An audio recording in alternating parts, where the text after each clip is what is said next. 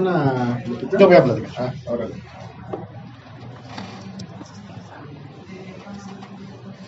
Ya estamos de regreso en tiempos políticos. En este sábado 15 de junio del año 2019, pues prácticamente a mitad del año. Son las 12:18 de este día. Recuerde las líneas telefónicas a su disposición: 61 68 40 01800 400 5006, y saludamos también a Proyecto Intégrate Apacelato, que nos hacen favor de acompañarnos, que nos dicen, hombre, no es que yo quiera presumir de que soy famoso, pero ya nos dicen que nos ven, y nos da gusto que nos vean allá en Apacelato a través de Canal 8, en Apacelato, por supuesto. Canal 13 ya, sí, tienen razón, Canal 13. Saludamos a nuestro invitado, le damos la bienvenida a Ricardo Contreras Hurto, antropólogo social de la Universidad de Guanajuato. Jubilado de la Universidad de Guanajuato, me acabo de jubilar y estoy trabajando, ahorita les platicaré sobre el tema. ¿Cuántas veces aquí ya? ¿2 veces, 3 veces? Sí, con esta sería mi segunda vez. La segunda vez. Estamos aquí platicando y les traemos en exclusiva cosas bien interesantes. Doctor Ricardo Contreras Soto, precisamente hoy nos viene a platicar temas que yo creo que nunca pasan de moda y en estos últimos meses se han hecho muy... pues creo que muy, no puedo decir yo de moda, pero sí se han hecho muy comunes en la práctica de todos los mexicanos, y uno de ellos es la migración. Sí, la migración, pero voy a platicarles yo de la desigualdad cultural, la educación y la pobreza. De acuerdo. Sí tiene que ver con la migración, pero tiene que ver principalmente con un fenómeno que tiene que ver con la pobreza, que está fuertemente tanto en el... Sí, adelante. Que está fuertemente pues aquí en el estado de Guanajuato y en México en general. Bueno, pues si quieres ya me aboco a la cuestión, tú me dices. Nosotros lo único que tenemos es que Coneval mide la pobreza y pobreza extrema y pobreza... Ustedes tienen datos muy propios, ¿no? Sí. Usted ha estudiado esto por muchos años. Sí, tengo un rato trabajando la migración, trabajando la pobreza, trabajando las MIPYMES. Y alguna vez un compañero me dijo, oye, pues es que eres todólogo. No. Si tú te fijas bien, tiene que ver de manera más holística. Está conectado. Con una cosa con la otra, indudablemente, y con la región, con las cuestiones del Laja Bajío. Entonces sí vamos a abordar cuestiones de base. ¿Qué tenemos que voltear a ver los guanajuatenses? Porque no nada más las autoridades, ¿no? Los empresarios, los ciudadanos. Fíjense que tenemos que voltear a ver algo que se llama la democracia directa. Y la democracia directa no es la democracia representativa. Esa es una. La democracia directa es que los guanajuatenses necesitamos organizarnos. Tenemos que estar al tanto de antemano por las cuestiones de seguridad pública, pero también por los demás problemas, por los problemas del agua, por los problemas de educación, por los problemas de alimentos, por los problemas de construir la comunidad. Entonces los guanajuatenses tienen que voltear a vernos y sí pensar ya, sí en el gobierno, pero principalmente ya con los de al lado, con los vecinos, con los compañeros de trabajo, con la gente. Entonces la democracia directa trata de eso, trata de ir resolviendo los problemas de acuerdo al nivel de participación, de acuerdo al nivel de acción de la misma gente, y formarse grupos que atiendan las necesidades, pero no de manera egoísta, sino también de manera vinculada con el entorno de la comunidad. Las políticas de las autoridades a través de los años han sido equivocadas para combatir la pobreza. Bastante, porque se ha prestado a corrupción, a clientelismo y a desvíos. Entonces, México debe tener más interacción, México debe de actuar más de manera directa. Entonces la democracia directa es una forma de participación social que ya la tenemos entera, ¿no? Que ya la han puesto en acción otras, las comunidades, la gente. Entonces yo creo que no es un activismo, no es una afiliación política, es partir de que hay una serie de problemas en nuestro entorno y cómo le vamos a entrar, qué es lo que vamos a hacer cada uno de los ciudadanos. ¿cómo voy a comprometer con la gente? Nosotros tenemos una política, una cultura política muy, muy triste. Le llaman Bauman le llama que es una política de, ¿cómo se llama? Donde hablan los padres, de estribo, de, ¿cómo se llama? Donde leen las letras. No, donde recargan los de atrio. Muchas gracias. Gracias, es de atrio.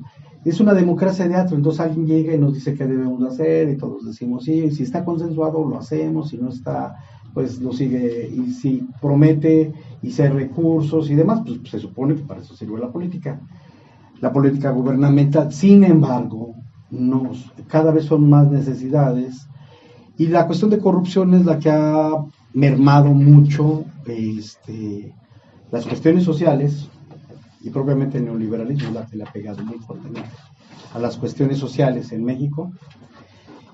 Y están los huecos y los vacíos y los hoyos se hacen más grandes, y quien ganó pues fue el de la administración pasada y de los partidos pasados. Entonces, yo pienso que es importante ya una manera más directa de participar la ciudadanía. Y no se trata de buscar filantropía y que me den dinero, no, se trata de actuar.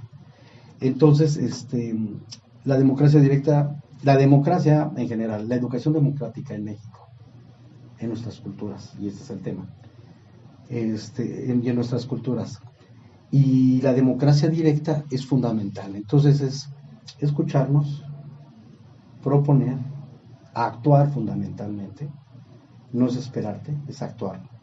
Limpiar, pintar, cuidar, plantar un árbol, y más, porque a veces se queda nada más en eso, ¿no? Que barremos la cuadra y eso, no va más allá de la democracia directa.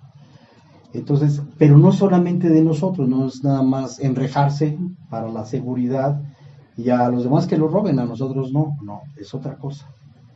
Entonces, es a la vez que nos actuamos de manera inmediata en nuestra colonia, en nuestros barrios, estamos pensando también en la manera de actuar en nuestra comunidad, en Celaya, en Guanajuato y claro, en México. Entonces, eso es importante, no es hacer grupos y fragmentar y hacer feudos y fragmentar todo lo que hay, aislar, balcanizar, ¿no? Decían, todo lo que hay en la sociedad, sino al contrario, es cómo vamos articulando intenciones, grupos, intereses comunes.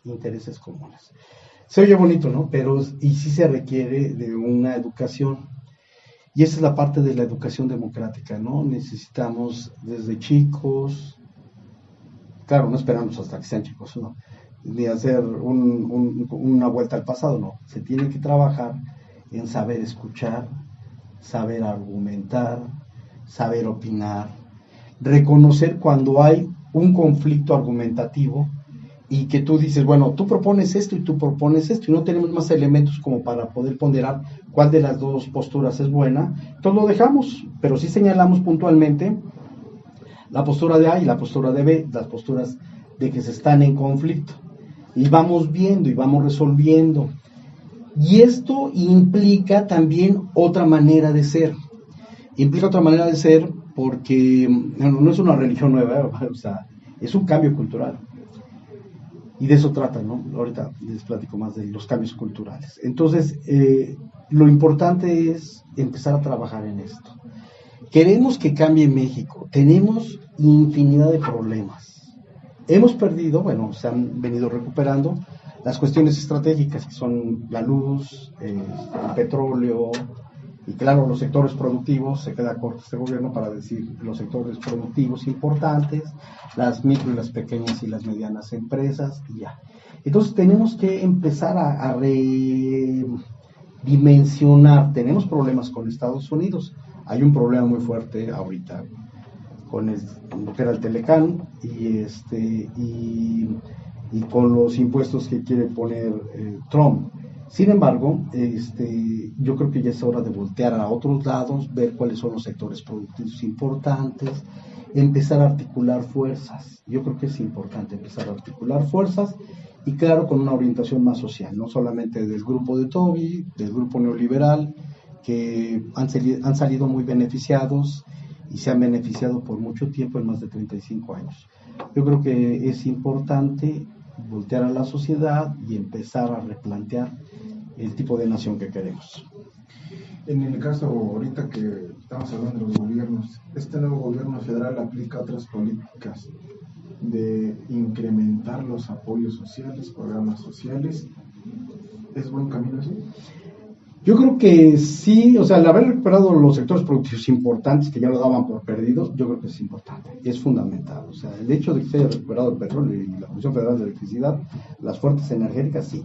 Que es necesario hacer la conversión también, o sea, de empezar a pasar de energía de petróleos a energía eólica y otro tipo, es fundamental. Ahí faltan, no nos han dicho cuál es la estrategia, es importante generar la estrategia. De que es importante, y aquí es otro de los problemas de la pobreza, el salario.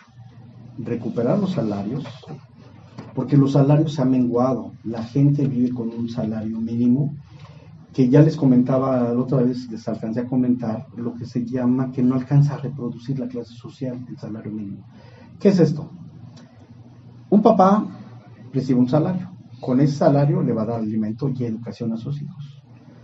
A la sociedad le conviene porque ese papá va a formar a sus futuros hijos y los va a hacer técnicos y los va a hacer mano de obra calificada.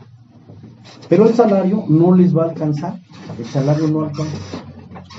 Y entonces en Guanajuato, en México, en Guanajuato fundamentalmente, muchos empresarios y el gobierno indudablemente lo utilizó como una estrategia para poder posesionar a Guanajuato con mano de obra calificada y barata. Entonces muchas empresas han sido atraídas con esta oferta, pero no es la adecuada porque los salarios, el problema de los salarios no le alcanza. Entonces, ¿qué empieza a pasar? Rompe la reproducción social. ¿Cómo rompe la reproducción social? Al papá no le alcanza para que sus hijos sigan estudiando. Al papá no le alcanza para mantener su alimentación. Al papá que trabaja no le alcanza porque tiene que hacer otros gastos. Y entonces aquí hay un problema de deserción, de hacer trunca la educación y otros problemas mucho más amplios. Por ejemplo, en un momento dado, ya se ha comentado, que fue más atractivo hacer trabajos no limpios, o sea, trabajos del crimen organizado, que son más atractivos económicamente. Entonces, si nosotros queremos recuperar a la nación, sí es importante las cuestiones estratégicas productivas, pero también es dignificar el trabajo. Y dignificar el trabajo tiene que ver con los salarios justos, con que alcance el salario para la reproducción.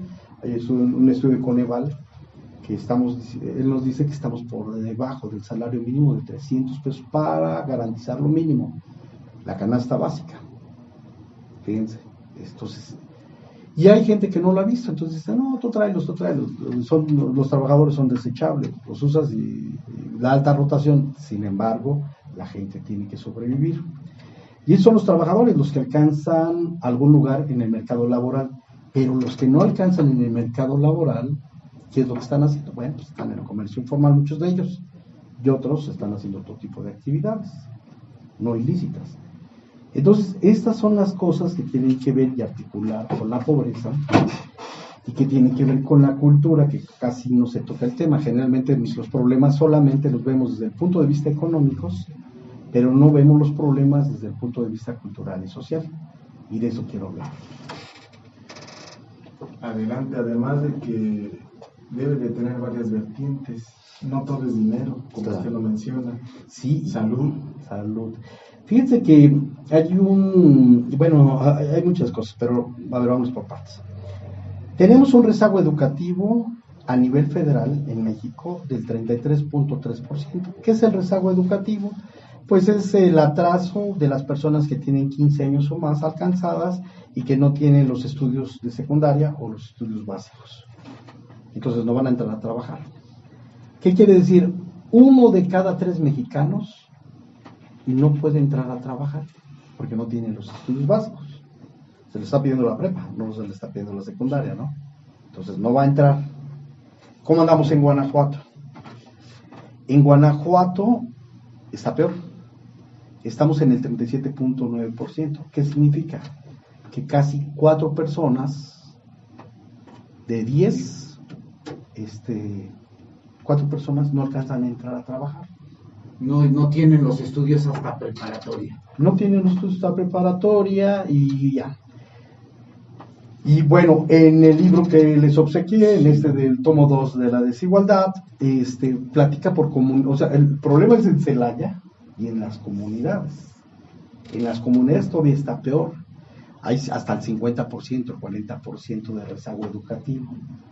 Entonces, es importante, ojalá que un día traigan a las autoridades educativas del estado de Guanajuato para que las sienten y cuestionen sobre la política educativa que hay, donde hay mucho rezago y donde pues, queremos saber qué se está haciendo. Claro, año con año a veces pues, sube un puntito, pero no es lo básico. O sea, casi 4 gentes de 10 gentes no alcanzan a incorporarse al mercado laboral. Y si están haciendo una política internacional de clusterización de la automotriz, pues tienen que ver esto también. Bueno, efectivamente no todo tiene que ver con el problema de la desigualdad, es un problema fuerte. ¿Por qué es un problema fuerte el problema de la desigualdad? Porque, a ver, quiero que me ayuden a pensar, público, ustedes. Sí. ¿Cómo identificaríamos las cosas? ¿Cómo identificamos las cosas que interpretamos? Entonces, tú volteas a todo alrededor, vemos una cámara, vemos a la gente, vemos una división de trabajo, vemos gente que está haciendo, y tenemos una serie de referentes que a través del tiempo, a través de los estudios, nos permiten a nosotros ir ubicando las cosas. Sabemos que eso trae luz, sabemos que eso trae comunicaciones, y eso. Pero, a ver, ahora pónganse a pensar ustedes con referencia a la gente que no tiene acceso a los estudios. ¿Cómo podemos hablar de las cosas que no identificamos? O sea, ahí pasa un cable o hay una empresa, no sabes qué es lo que hay atrás, cómo está organizada, quién hace qué, para qué sirve este material y para qué sirve este otro material, cuáles son las partes del cuerpo, cómo está la cosmogonía, cómo están los astros, qué significa esto, qué significa que el agua tenga arsénico. ¿Con qué acervos interpretamos la vida? ¿Con qué acervos? No es un acervo. Bueno, algunos lo recibiste de tu mamá y generalmente fueron valorativos, pero no, en la actualidad requieren acervos importantes, que generalmente son culturales, pero que no puedes decir esa cosa o esa cosa que brilla. ¿Sí me explico? Hay nombres, hay clasificaciones, hay estructuras, hay un mundo que ya está clasificado y tiene un orden social. Entonces, por eso es importante la cultura y el estudio. ¿Con qué lenguaje podemos denominar las cosas? Imagínate que cada cosa nosotros le pusiéramos un nombre y que tú dijeras, para mí es esto. No, esto es agua y el agua es H2O. Esto es esto. Y cada cosa tiene un nombre. Y cada nombre representa generalmente una parte de un sistema. Entonces, cuando tú no puedes ni siquiera nombrar las cosas, que pasa con la gente pobre, pero no es una desfacultad innata, es una desfacultad de la desigualdad cultural. Tiene problemas para decir, y mucho más para decir que las cosas tienen existencia y saber qué es lo que sucede. Y a tal grado que ha llegado las cosas, pues que vienen los extranjeros, ellos organizan el mundo social, ellos organizan el mundo representativo, las representaciones del mundo, y nosotros pues, trabajamos en ese mundo con un conocimiento muy básico, muy elemental, muy fragmentado muchas veces, y que nos limita. Entonces, el problema de identificar las cosas de conocer las cosas tiene que ver con estas cuestiones culturales que nos permiten ver. Entonces, eso es. Y tanto las cosas del universo como los esquemas mentales, como la estructura social. Entonces, las cuestiones macro, grandes, el universo, el transporte, el clúster automotriz, la sociedad 3.0 y ese tipo de cosas. 4.0 y los esquemas mentales. ¿Con qué esquema mental estamos viendo las cosas? De verdad que a veces los esquemas mentales están muy empobrecidos. No nos hemos definido, yo creo, ni como nación, ¿verdad? ¿O intentamos hacerlo? Sí, yo creo que lo intentamos y tenemos una visión interesante, pero no profunda, y no es necesario que sepamos, bueno, es importante la historia, indudablemente, pero el que pensemos qué es lo que queremos, qué es lo que aspiramos, quiénes somos, ya lo habíamos platicado.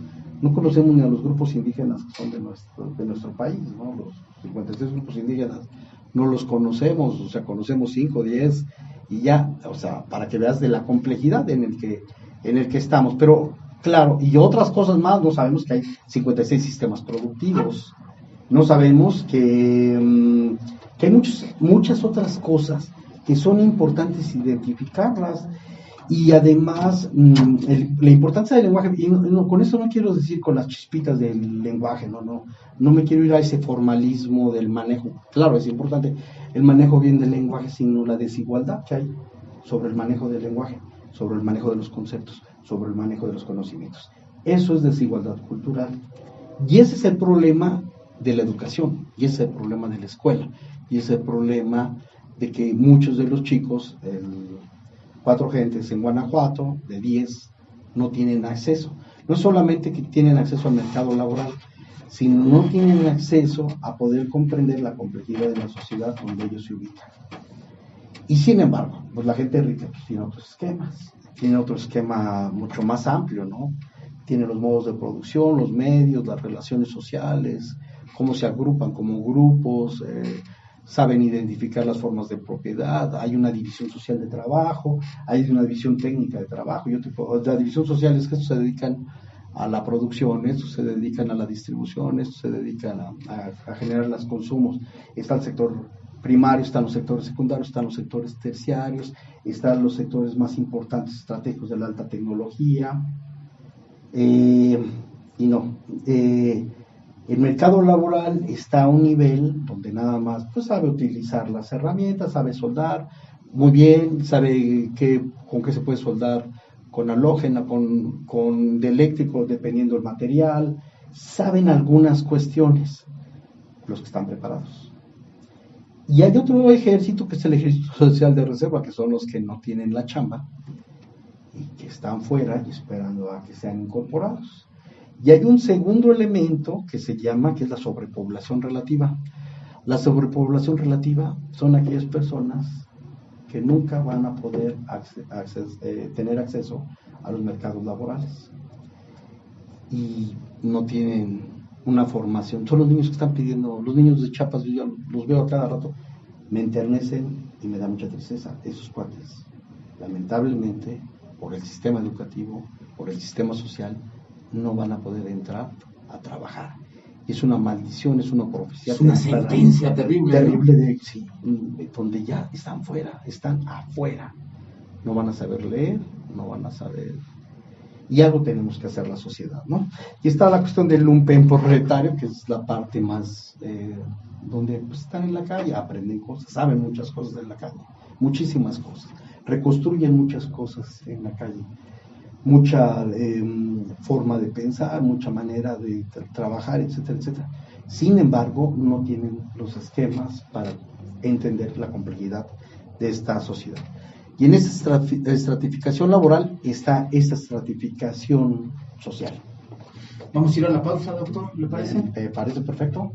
Ahí me guardo algunas preguntas.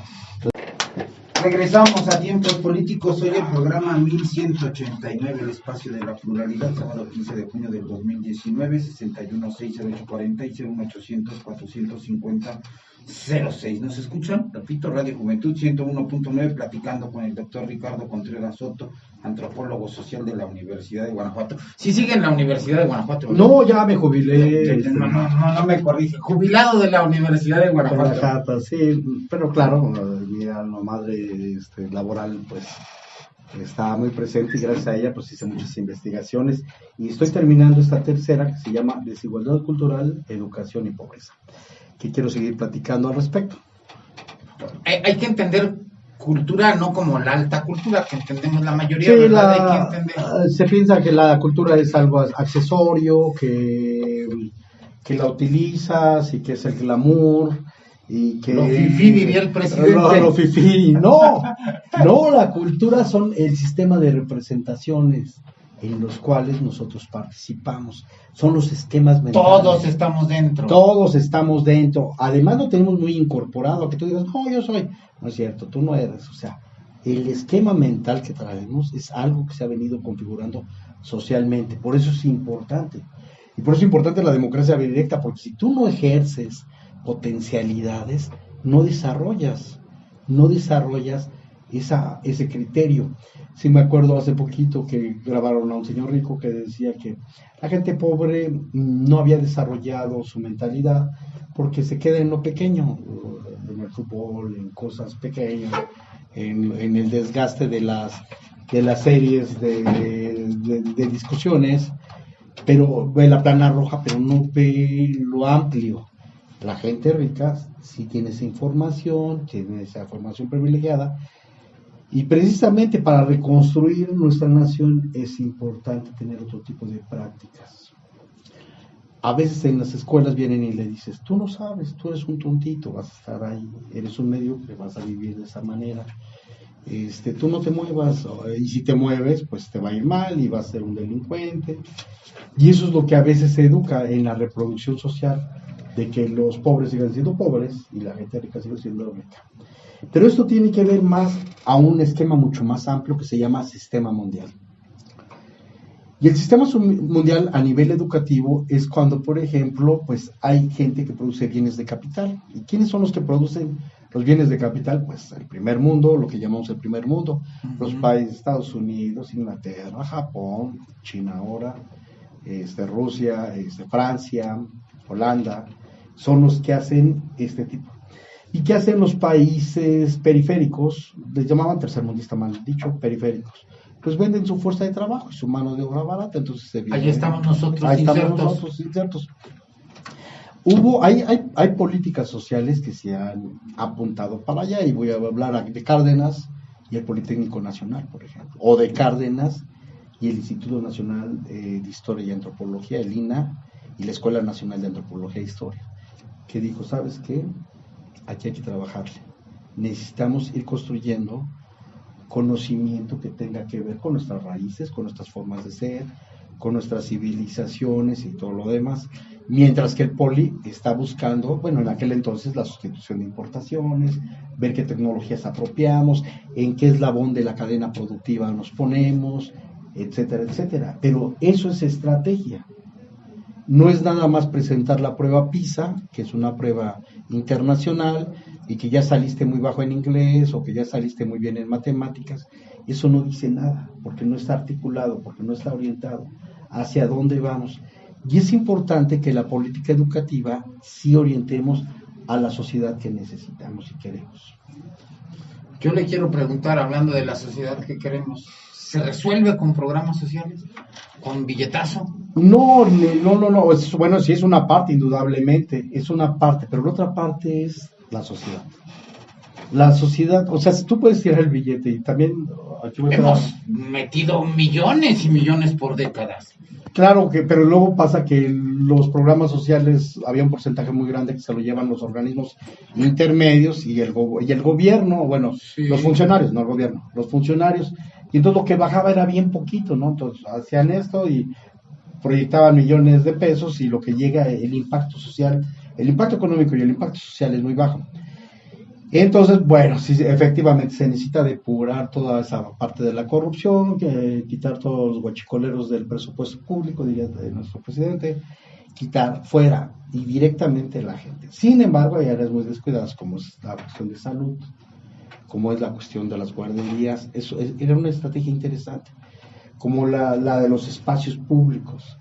Y yo creo, a diferencia del gobierno actual, que sí es importante organizarnos y hacer organismos, no vividores. Ahora, muchas ONGs son vividoras, pero hay otras que no, que han venido trabajando históricamente bien.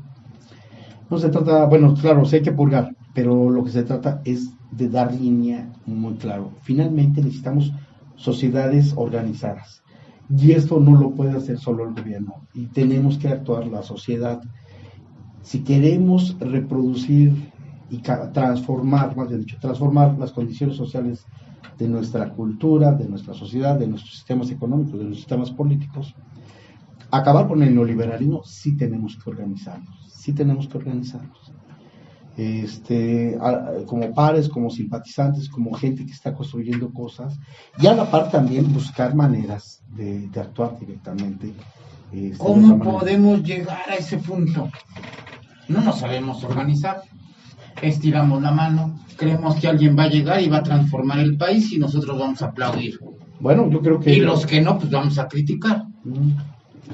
Lo que estás diciendo, o sea, a ver, es importante estos espacios públicos donde se visualice y se vea esas contradicciones, que la gente entre en reflexión y actuar. Es importante actuar. Fíjense cómo cambia la cosa de actuar. Hay algo que se llama espirales ascendentes. Hay cosas que, por ejemplo, no sabes nada. Vamos a imaginar, es un ejemplo, burdo y bobo quizá. No sabes nada.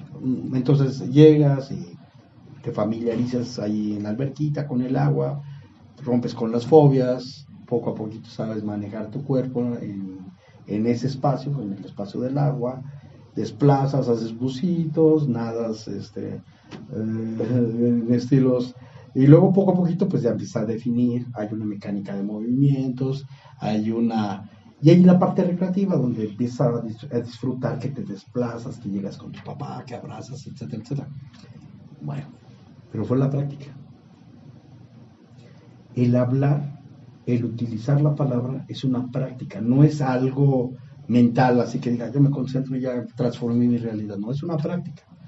Y la práctica, hay un caso, hay un libro muy bonito que se llama Si me permiten hablar, que es de Tila Hernández, que era de una indígena peruana que no hablaba nunca, y entonces un día le pasan el micrófono y dice, les va a hablar la esposa de un minero que está en huelga.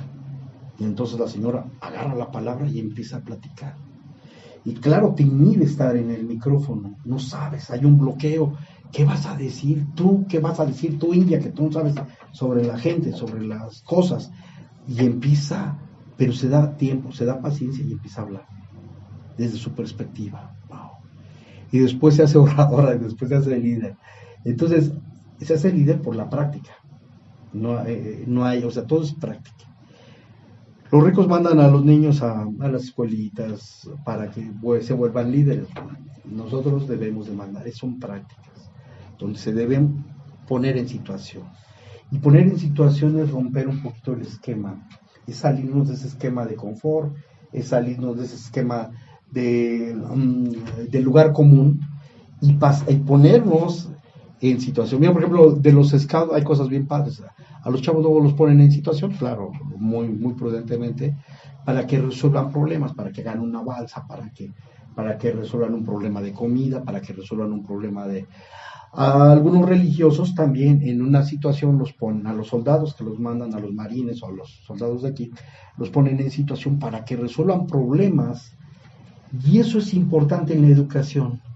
Entonces, trabajar de manera colectiva. La segunda, trabajar para ir resolviendo, para ir experimentando cosas que no hacemos.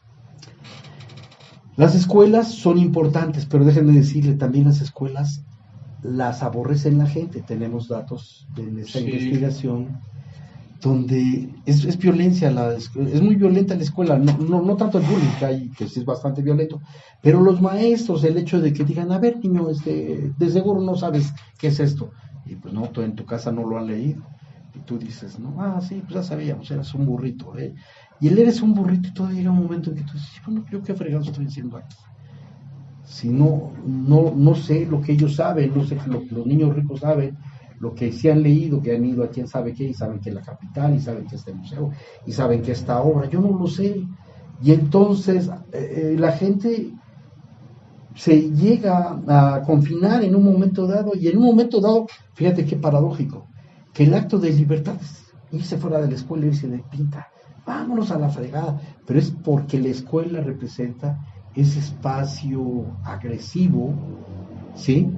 Donde siempre te está diciendo, tú no sabes, tú eres tonto, tú no puedes. Y va uno a aprender. Y uno va a aprender y tú, oiga, pues déme chance, pues déjame aprender, ¿no? Dame la oportunidad. Entonces, lo paradójico de esto, yo me acuerdo de películas de los años 70, por ejemplo, de Wall, me recuerdo esta escena donde los niños están quebrando las sillas en un acto de liberación. Entonces, a ver, pero ¿por qué están quebrando las sillas en un acto de liberación? Bueno, porque representa eso la escuela. Entonces la escuela no debe reverberar. ¿Por eso queman batas los médicos cuando terminan? Sí, aunque es un acto simbólico, es un rito de paso, donde ya dicen, ya dejas de ser estudiante y pasas a ser. Y claro, no termina ahí, porque luego sigue también otros niveles de exigencia y todo eso. No estamos contra el nivel de exigencia, estamos contra el nivel de violencia y de desigualdad que se da en la discriminación, que también lo trabajamos en la investigación, que la gente se discrimina. Hay una pregunta que hicimos que está muy interesante. Les preguntamos que si la gente ha sido discriminada, uno les platicamos sobre el dinero y todo, nos platicaron, pero por conocimiento, y adivinen que sí. Si hay una discriminación por conocimiento. Quítate, tú no sabes ni hablar, difícilmente puedes organizar tu cabeza, menos puedes escribir, no puedes hacer un párrafo, estás reprobado, no sirves, no sabes sumar, no sabes multiplicar, te hacen tonto. A ver, entonces esa es la burla de la vida cotidiana en la desigualdad cultural que tiene que ver con el conocimiento. Como te fragmentan, cómo te haces a la orilla, y hay gente que dice, no, pues bueno, pues aprendo, o sea, es el momento de aprender, pero también hay otra gente que ha sido tan violento, por ejemplo, sobre todo con la gente mayor que dijo, no, sabes que pues no sé y ni quiero aprender, o sea, a esas alturas ya ni me quiero, pero yo lo entiendo bien. Yo no tengo talento para dibujar y a estas alturas ya no me quiero dedicar a dibujar. Y efectivamente la reproducción social se da porque entre los que piensan y los que no piensan. Y yo creo que no, que es importante. Sí, bueno, mucho tiempo las élites se han aprovechado de eso para seguir. Ellos están muy interesados en seguirse formando y tomando. O sea, aunque luego ya saben, hay una estrategia que ya no les ayuda mucho porque no la ponen en situación. Pero las clases bajas sí es importante que estemos trabajando y que estemos pensando y que estemos discutiendo de nuestra sociedad. Hay algo que se llama nivel de práctica. El nivel de práctica en una sociedad es como el nivel de práctica de un juego. Si tú tienes una estrella para encestar en el equipo de básquetbol, metafóricamente, pues que bueno, tienes uno. Pero si los demás son unas piedras, pues no te sirve. Entonces es importante que todo el equipo tenga un nivel de juego. Es importante que toda la sociedad tenga un nivel de práctica. Y el nivel de práctica es que consulten, que escuchen programas como este, que se documenten, que analicen, que exijamos, que sea visible, que haya datos y cosas de ese tipo, y no nada más que haya bonitos discursos, que estén ahí dando las cosas, sino que también estén trabajando. Entonces, ese es el nivel de práctica. Entonces, sí es importante. Ahorita las televisiones no existían, los canales de televisión local no existían hace 30 años aquí. Ya empieza a ver. Pero entonces el nivel de exigencia y el nivel de práctica deben estar a la par. Entonces, hacer una buena televisión, hacer una buena radio, hacer espacios donde reflexionemos y les digas al político, yo le abro el espacio, tanto de este signo de eso, porque necesitamos espacios plurales, no necesitamos espacios que estén diciendo unívocos de una sola manera y de un solo signo, ¿no? Queremos que la sociedad reflexione en sus distintos ángulos. Así es, díganme. Doctor, me ganó el tiempo. Dice don Salvador, desempleo de los egresados de las universidades, las becas que no siempre se otorgan a quienes lo necesitan y los niños que se quedan huérfanos por el crimen organizado. Sí, ahora déjame decirte, efectivamente, antes hubo generaciones donde hablamos así de la educación porque va a cambiar la sociedad y todo eso porque nos tocó a nosotros en parte, ¿no?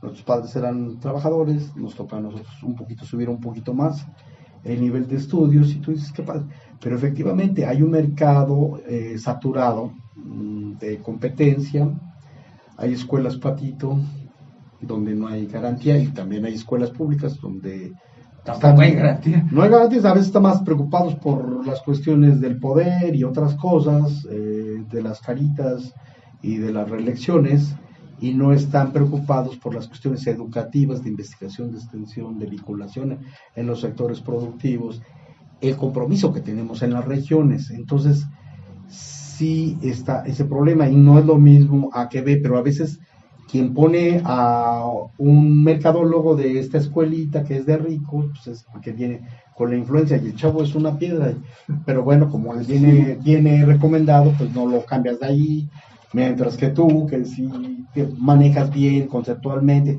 tienes los esquemas mentales y la capacidad profesional para ir haciendo cosas mucho más elaboradas, te toca y a veces construir de manera al margen.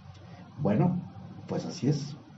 Si hay una desigualdad económica que concentra algunas cuestiones, y efectivamente Bauman es un sociólogo que murió y platica estas generaciones que se le llaman estas generaciones de la sociedad líquida, donde pues puede que te contraten o puede que no te contraten, pero también la otra que me está gustando es que empiezan a ser un emprendedor distinto. O sea, tú dices, bueno, estoy consciente como profesionista que voy a salir al mercado y que no forzosamente va a haber chamba para mí, pero yo tengo que ir viendo qué es lo que puedo hacer, y entonces hago una agencia con mi compadre, con mi compañero, que podemos hacer esto y esto, o hago una empresa pequeña que no está mal. Entonces yo creo que si la educación per se, o sea, no resuelve las cosas, sí, pero no es lo mismo no tener un equipo con un nivel de práctica, de conocimiento y de acción y todo prendido, que un equipo que no sabe. Entonces es mejor tenerlo. Hay un señor que se llama Izquierdo, su apellido Carlos Izquierdo, que es un educador.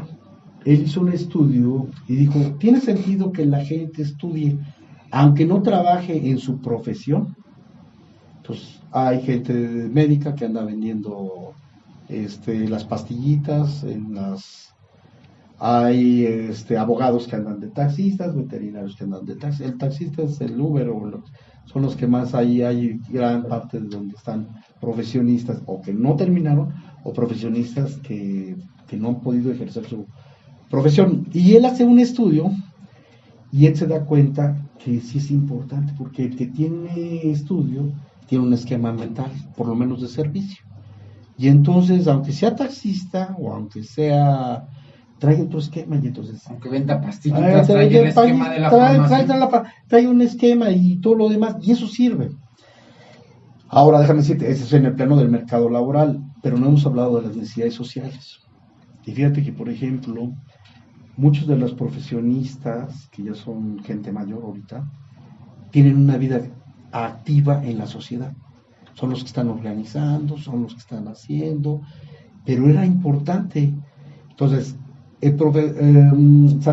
Sabater tiene una frase muy interesante, dice, no prepares profesionistas para el mercado laboral, prepáralos para ser ciudadanos.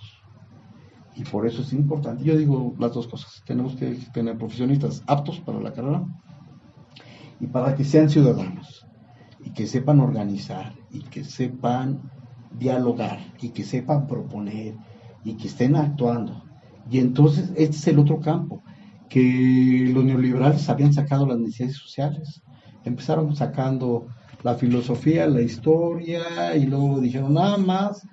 Yo me acuerdo ahí de Juan Carlos, que en un momento dado dijeron, no, es que nosotros no vamos a atender el mercado laboral, las necesidades sociales. Y la bronca del tejido social, de no tener escrúpulos con la gente, de echarles al carro, de matar violentamente, etcétera, tiene que ver por la falta de atender las necesidades sociales. Las necesidades de vínculo, el tejido social, el famoso tejido social, que es importante reconstruir, que es importante fortalecer, que es importante vincular, que es importante entender cuál es la dinámica desde su estructura familiar, desde su estructura social, desde con los grupos de amigos y demás. Entonces, por eso es importante el tejido social, por eso es importante también la cuestión de las prácticas y las necesidades sociales. Doctor, muchas gracias. Ya, bueno. Nos programamos en otra plática, Claro, ¿le parece? que hay muchos datos de la escuela violentas, por ejemplo, está la cuestión, la dejo en el tintero, pero quiero platicarla brevemente público. Fíjate que el acoso. Entonces preguntamos a la gente pobre si ha sido acosada. Y adivinen que sí. Y adivinen que sexualmente. Y adivinen que es un porcentaje. Y adivina que el 20%, bueno, no, eso es para toda la sociedad, de acuerdo al INEGI, el 20% de niños ha sido acosados sexualmente por el papá, el hermano o el padrastro. Entonces, ¿qué está pasando? Pero eso lo dejamos para otra plática. Vamos a programar pronto otra plática con el ¿De acuerdo? doctor. Muy bien. Gracias, doctor. Buen fin de semana.